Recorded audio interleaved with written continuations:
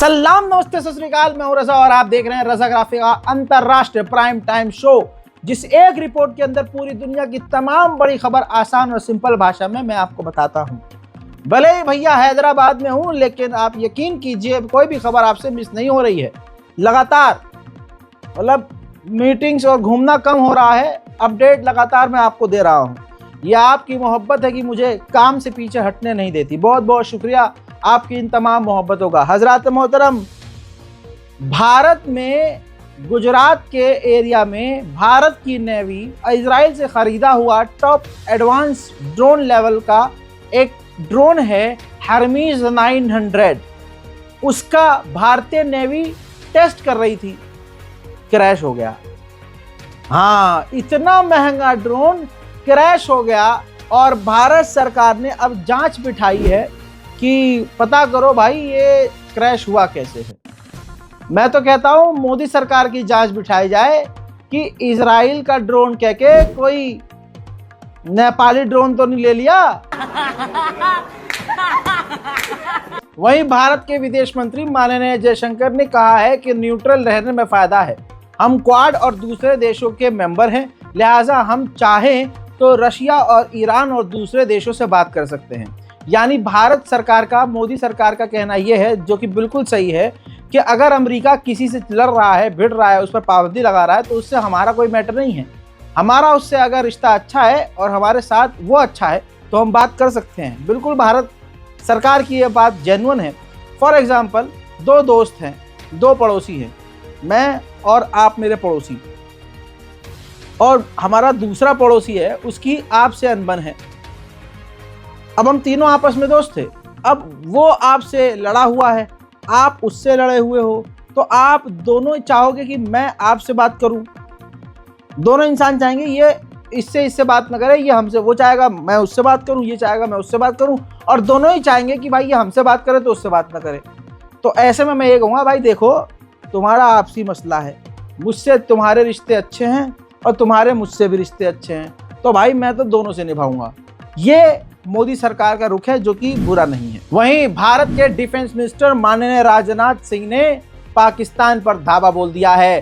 पाकिस्तान को पहली बार आड़े हाथों खुलेआम लेते हुए कहा कि पाकिस्तान हमारे पीओके, जो हमारा है, भारत का है, उसका इस्तेमाल आतंकवाद के लिए करता है। वहां उन्होंने, पाकिस्तान ने टेररिज्म के जो है कैंप लगाए हुए हैं और वहां से आतंकवाद को बढ़ावा देता है। हम पाकिस्तान से कहना चाहते हैं कि वो हमारा पीओके है और उसे अपने आप पाकिस्तान छोड़ दे तो उसके लिए बेहतर होगा। उधर पाकिस्तान के आर्मी चीफ टीटीपी पर बुरी तरीके से भड़के हैं। तहरीक तालिबान पाकिस्तान का एक आतंकी संगठन है, लेकिन अपने आप को इस्लामी संगठन बताता है। पाकिस्तान के आर्मी चीफ आसिम मुनीर ने कहा कि ये टीटीपी एक आतंकी संगठन है, इसका इस्लाम से कोई लेना देना नहीं है। इसको वार्निंग देना चाहते हैं, इसके खिलाफ हम प्रोजेक्ट चलाएंगे और इसको खत्म कर डालेंगे। उधर बांग्लादेश के आर्मी चीफ भी पाकिस्तान पहुंच गए और उन्होंने पाकिस्तान आर्मी का ही साथ देते हुए टीटीपी के खिलाफ ही अपनी नीयत दिखाई। यानी पाकिस्तान को टीटीपी के खिलाफ बांग्लादेश की आर्मी का पूरा समर्थन है। अफगानिस्तान की पुरानी सरकार के ऑफिशियल्स ने ये जानकारी तालिबान के कानों में डाली है और मीडिया में रिपोर्ट आ गई है कि 1000 से ज़्यादा जासूस, आईएसआई के जासूस पाकिस्तान ने काबुल के अंदर तक घुसाए हुए हैं, जो कि अफगानिस्तान के लिए बड़ा खतरा पैदा कर रहे हैं। टिकटॉक आप भूले नहीं होंगे, मुझे उम्मीद है, भूलने वाली चीज़ नहीं है। बहुत लोगों का उससे करियर बना है। बड़े बड़े आप आज देख रहे हैं यूट्यूबर हैं, फैज़ू हैं, बहुत सारे हैं, पता नहीं कितने सारे हैं, उंगली पे गिन लूँगा तब भी कम पड़ जाएंगे। वही टिकटॉक चाइना की ऐप, जिसकी अब ज़्यादातर देशों में ब्रांच है, तो अमेरिका वाली जो ब्रांच है टिकटॉक की, चाइना की जो मेन ब्रांच है, वो अपनी उस आउटलेट, उस ब्रांच, अमेरिकी टिकटॉक ब्रांच को एलन मस्क को बेचने का ऑफ़र दे रही है। हालांकि चाइना ने ऑफिशियली अभी इसके बारे में एक्सेप्ट नहीं किया है कि हमारी कोई कंपनी एलन मस्क को बेचने की बातें की जा रही हैं। उधर फिलीपींस ने चीन का डर व्यक्त किया है, कहा है कि चाइना के जो वॉरशिप हैं वो दिन प्रतिदिन हमारी तरफ आगे बढ़ रहे हैं। हजरात, जापान और चाइना के बीच भी तनाव बना हुआ था। इतना तनाव कल तक बना हुआ था कि अमेरिका और जापान एक हो रहे थे। ऐसे में आपको बता दूं कि चाइना ने बड़ा छक्का मार दिया।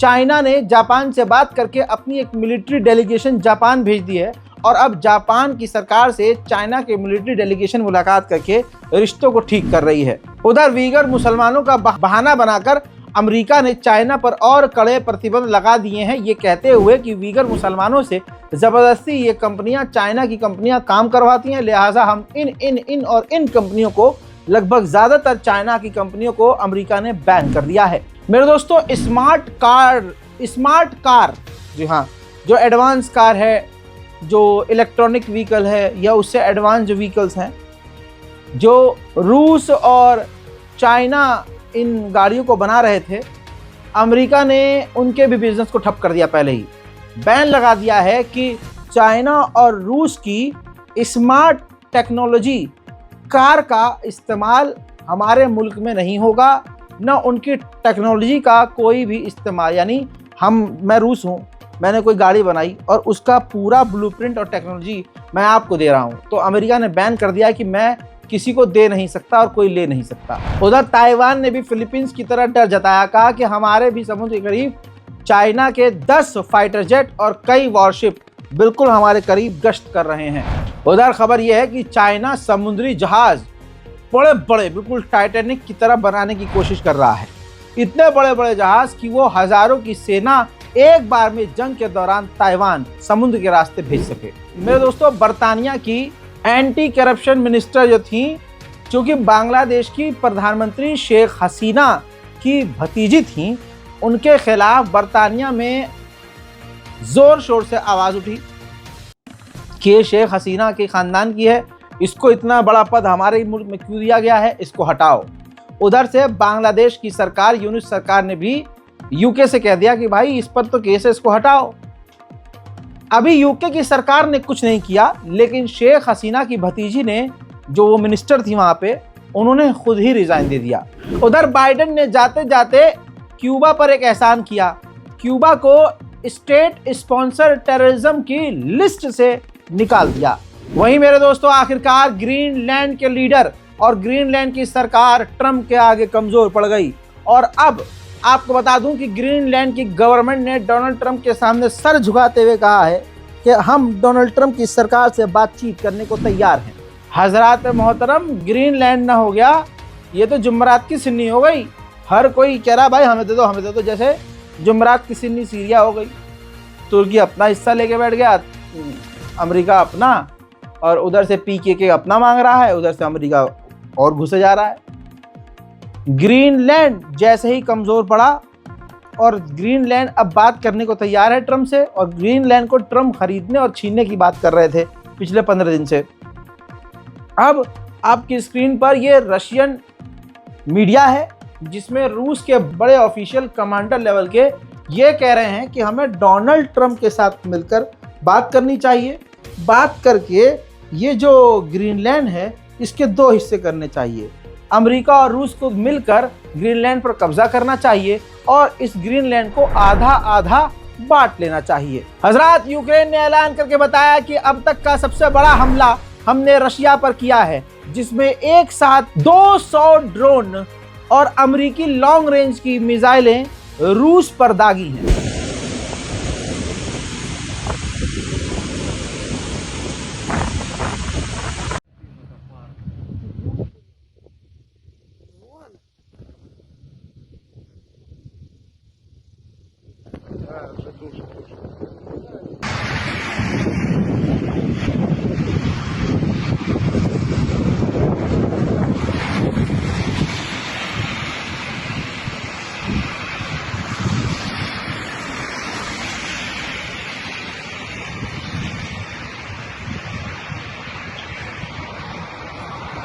डोनेट्स्क के एक और इलाके पर रूस ने कब्जा करके झंडा लहरा दिया है। देखिए,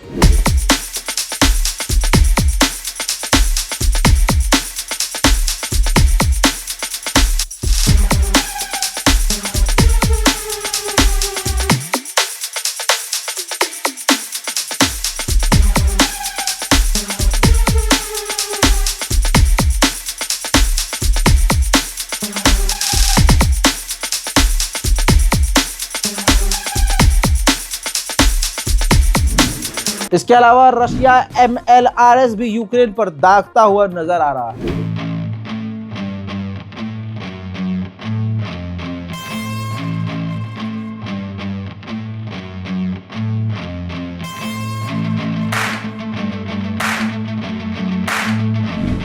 मेरे दोस्तों, पुतिन के एडवाइजर ने ऐसी बात कही कि दुनिया हैरत में पड़ गई। पुतिन के एडवाइजर ने कहा कि 2025 के आखिर तक यूक्रेन पूरी तरह से खत्म हो जाएगा। आपको क्या लगता है दोस्तों, कमेंट कीजिएगा। रशिया ने बड़े गुस्से में कहा कि यूएन की मेंबरशिप जापान और जर्मनी को नहीं देनी चाहिए, हम इसके खिलाफ है। इसकी जगह भारत, ब्राजील और अफ्रीका को यूएन की मेंबरशिप देनी चाहिए। हज़रात मोहतरम, यूक्रेन पहुंचे हैं जर्मनी के डिफेंस मिनिस्टर, जिन्होंने ज़ेलेंस्की से मुलाकात की है। कहा जा रहा है कि जर्मनी और भी मदद यूक्रेन को दे सकता है। यूक्रेन ने रशिया के ऑयल इंडस्ट्री पे जो हमला किया है, जो 2 दिन पहले किया, उसकी सैटेलाइट इमेज ये देखिए। कहा जा रहा है कि ये बहुत बड़ा हमला था। तबाही, बर्बादी सैटेलाइट इमेज में साफ नजर आ रही है। हजरात, अभी कल ही अमेरिका के विदेश मंत्री ने कहा था कि ज़ेलेंस्की को यूक्रेन को सेना में शामिल होने की उम्र घटाकर 18 साल करनी पड़ेगी, क्योंकि यूक्रेन को सेना की कमी है। और इधर आज कंफर्म हो गया कि ज़ेलेंस्की कानून बना रहे हैं, एक बिल लेके आ रहे हैं जिसमें वो सेना में शामिल होने की उम्र को घटाने की तैयारी कर रहे हैं। रशिया के डर से बाल्टिक सागर में रूस के हमलों से अपने समुद्र के अंदर जो तार बिछी हुई हैं, इंटरनेट और दूसरी वायर, उसको बचाने के लिए खतरनाक तरह के डिस्ट्रॉयर, युद्धपोत, एयरक्राफ्ट कैरियर और ड्रोन तैनात कर रही है। हजरात, कजाकिस्तान का एक व्यक्ति रूस की सेना वैगनर ग्रुप के साथ यूक्रेन से लड़ा और भारी नुकसान यूक्रेन का किया। अब वो कजाकिस्तान का व्यक्ति पैसा कमाकर, रूस से पैसा कमाकर, मस्त गोलीबारी करके, अपना एंजॉयमेंट करके, यहाँ पर जीत के अपना टाइम पूरा करके कजाकिस्तान जब पहुँचा है तो कजाकिस्तान की कोर्ट ने उसे 4 साल की सज़ा सुना दी। हजरात मोहतरम, कल मैंने आपको बताया था कि एक भारतीय नागरिक जो हिंदू समुदाय से था, बेचारा मदद मांगता रहा। मोदी जी ना कोई गुस्सा था, ये बोल के साइड से निकल जाते हैं और फा जंग रुकवा दी। इनके बच्चे ये शोर मचाते हैं। उन्होंने मदद, मोदी सरकार ने मदद नहीं की और आखिरकार वो भारतीय मारा गया। अब जब चारों तरफ से जिल्लत उठानी पड़ी मोदी सरकार को, तो अभी भी मोदी नहीं बोले हैं, मोदी सरकार बोली है। पीछे से बोला गया है कि रशिया ने ये जो भारतीयों को और दूसरे लोगों को ज़बरदस्ती अपनी सेना में भर्ती किया है, वो सरासर गलत है। हमारा जो व्यक्ति, हमारे देश का नागरिक जो मारा गया है, हम उसको एक्सेप्ट नहीं करते, रूस की इस हरकत को एक्सेप्ट नहीं करते। हम मांग करते हैं जो हमारा व्यक्ति मारा गया है उसकी लाश को भारत भेजा जाए, और जो व्यक्ति घायल है उसके साथ जो भारतीय दूसरा था उसको भी सेना से निकालकर भारत सही सलामत भेजा जाए। रूस के विदेश मंत्री सर्गेई लावरोव ने कहा है कि डोनाल्ड ट्रंप का जो पीस प्रपोजल है यूक्रेन से जंग खत्म करने का, उस प्रपोजल को हम पढ़ने को और सीरियस होकर लेने को तैयार हैं। स्लोवाकिया के प्रधानमंत्री ने रूस को सपोर्ट कर दिया, तो स्लोवाकिया की विपक्ष की पार्टी और पार्लियामेंट के लोग अपने ही प्रधानमंत्री के खिलाफ हो गए और नो कॉन्फिडेंट मोशन नाम का बिल, यानी उस बिल में कहा जाता है कि देश को अब इस प्रधानमंत्री पर भरोसा नहीं है, ये बिल पास करवा के उस प्रधानमंत्री को प्रधानमंत्री पद से हटाने की तैयारी हो रही है। तो दोस्तों, जर्मनी के अंदर लगातार रूस के ड्रोन घुस रहे हैं। ऐसे में जर्मनी ने एक नया कानून बना दिया है कि अब कोई हमारे इलाके में ड्रोन आता है और उस ड्रोन की आइडेंटिटी नहीं होती है कि वो कौन से देश का ड्रोन है, कहाँ से आया है, तो हम उसे अब मार गिराएंगे। अंतर्राष्ट्रीय प्राइम टाइम शो में फिलहाल के लिए इतना ही। अपनी राय कमेंट में जरूर लिखिएगा, रिपोर्ट को शेयर कीजिए, चैनल को सब्सक्राइब कीजिए। जय हिंद।